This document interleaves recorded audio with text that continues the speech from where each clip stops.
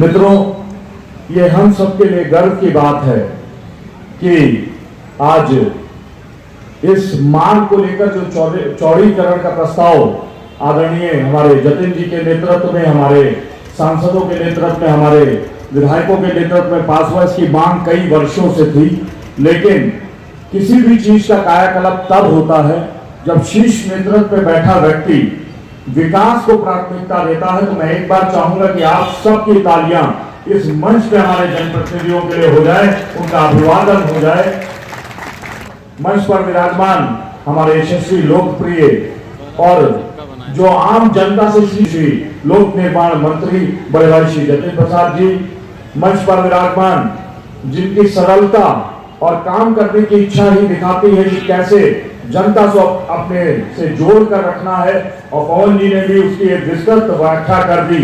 ऐसे हमारे सिधौली से या मोहनलालगंज से यशस्वी सांसद हमारे केंद्रीय राज्य मंत्री श्री आदरणीय श्री कौशल किशोर जी, हमारे बहुत ही लोकप्रिय सीतापुर के सांसद श्री राजेश वर्मा जी, हमारे लोकप्रिय और बहुत ही यशस्वी एमएलसी जिन्होंने अपने कार्यों से ये प्रतीक कर दिया कि अगर हम किसी चीज को भी संकल्प के रूप में ले लें तो हम उसमें 100% जरूर पा सकते हैं।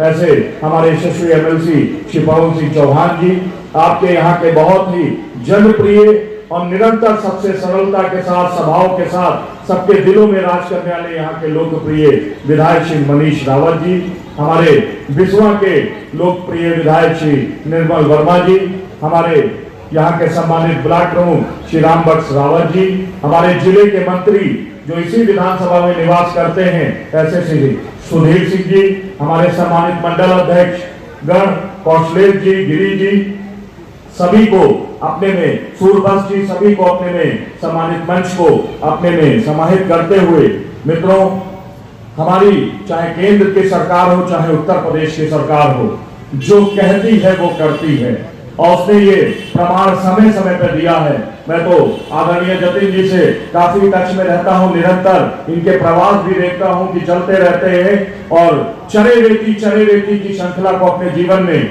यथार्थ करते हुए निरंतर विकास के पथ पर हर जनपद को ले जाने का काम करते हैं। मित्रों, मैं वो सौभाग्यशाली अध्यक्ष हूं जिसके नेतृत्व में प्रधान से लेकर प्रधानमंत्री तक के चुनाव हुए, और सभी चुनाव आप सबके बल पर, इस नेतृत्व के बल पर हम उनके 1 नंबर हासिल किया। मित्रों, मैं वो भी सौभाग्यशाली अध्यक्ष हूं जिसके नेतृत्व में, जिसके कार्यकाल में नैमिष जैसा तपोधाम आज विश्व पटल पर आया और नैमिष विकास परिषद का गठन हुआ। लेकिन मित्रों, मैं आदरणीय जतिन जी को हृदय की गहराइयों से धन्यवाद देना चाहता हूं, क्योंकि मेरी व्यक्तिगत भेंट इनसे हुआ करती है, कई बार चर्चाएं भी हुआ करती हैं। जिन विषयों को इनको लिख के दिया जाता है तो वो विषय कहीं फाइल में नहीं दब जाते हैं, वो उसका स्वयं आकलन करते हुए उसको प्राथमिकता के आधार पर करने का काम करते हैं। तो मैं आदरणीय जतिन जी को, आदरणीय सांसद गणों को, आदरणीय विधायक गणों को हृदय की गहराइयों से बहुत बहुत साधुवाद, आभार देता हूं, और समस्त हमारे सिधौली और बिस्वा की जनता की तरफ से आप सबका आभारी हूं। निरंतर हमारे जतिन जी के नेतृत्व में लोक निर्माण विभाग जिस तरह जनता की सेवा के लिए तत्पर है, वो निरंतर इसी तरह तत्पर रहेगा। इन्हीं शुभकामनाओं के साथ मैं अपनी वाणी को विराम देता हूं, क्योंकि भारत माता के हम सब सपूत है। बहुत देर से हम लोग स्थिर बैठे हैं, तो एक जोरदार नारा भारत माता का दोनों मुट्ठी बांध के हम सब लोग कर लेंगे, फिर मैं अपनी वाणी को विराम दूंगा। और मैं ये मानूंगा जिसकी मुट्ठी नहीं बंधी है उसके में कोई अतिशयोक्ति है। तो इसलिए सभी लोग जोरदार ढंग से एक बार भारत माता की जय घोष करेंगे, फिर मैं अपनी वाणी को विराम दूंगा। भारत माता की जय, भारत माता की जय। सांसद श्री राजेश वर्मा जी, और जब जब हमारी चाहे विपक्ष में रहे हों या साथ, हमेशा जब भी चर्चा हुई है तो शहर के विकास के लिए, इस शहर के जनपद की जनता के आगे योजनाओं के लिए, और आज भी जब जब भेंट होती है, जतिन प्रसाद जी आपके बीच में बैठे हुए आपके लोकप्रिय सांसद और भारत सरकार में केंद्रीय राज्य मंत्री जिनके पास शहरी विकास है, ऐसे हमारे भाई श्री कौशल किशोर जी, आपके श्री मनीष रावत जी, हमारे सम्मानित एमएलसी श्री पवन सिंह जी, विश्वा के सम्मानित विधायक श्री निर्मल वर्मा जी, बनाकर प्रधानमंत्री जी को चिट्ठी लिखेंगे 5 लाख, 10 लाख, 20 लाख, 50 लाख, 1 करोड़ तक के अगर इलाज का पैसा होगा तो मोदी जी और योगी जी देने का काम करेंगे, सबको जिंदा रखने का काम करेंगे। ये बर्दाश्त नहीं हो रहा। इसमें बोलेंगे यहाँ डेमोक्रेसी नहीं है, लोकतंत्र नहीं है। लोकतंत्र नहीं है तो तुम चुनाव जीत करके कैसे आए? लोकतंत्र नहीं है तो तुमने भागा कैसे निकाली? गलत तरीके से काम करने का, गलत तरीके से। और फिर कहते मोदी तेरी कबर बनेगी, और मोदी तेरी कबर बनेगी तो इसका विरोध केवल ईमानदार किसानों ने, मजदूरों ने, महिलाओं ने, नौजवानों ने, व्यापारियों ने, कर्मचारियों ने, अधिकारियों ने और भाजपा के कार्यकर्ताओं ने करने का काम किया है। सपा के लोगों ने, बसपा के लोगों ने, कांग्रेस के लोगों ने, दूसरे दलों के लोगों ने मोदी तेरी कबर बनेगी इसका विरोध करने का काम नहीं किया है। ये ध्यान में रखो साथियों, ध्यान में रखो, ये ध्यान रखो। ये क्या कह रहे हैं लोग? मोदी जी का विरोध करने का काम करें कि गरीबों का काम न करो। मोदी जी ने कह दिया 5.5 घंटे तक मीटिंग करते हैं हम सब मंत्रियों के साथ, 15 मिनट केवल टी ब्रेक, चाय का ब्रेक करते हो, फिर बैठ जाते हैं, एक एक बात पे सुनते हैं। मोदी जी ने आगामी 2047 तक जब आजादी के 100 साल पूरे होंगे तब तक का एक पीरियड अमृत काल घोषित कर दिया। अमृत काल, अमृत काल का मतलब जानते हैं?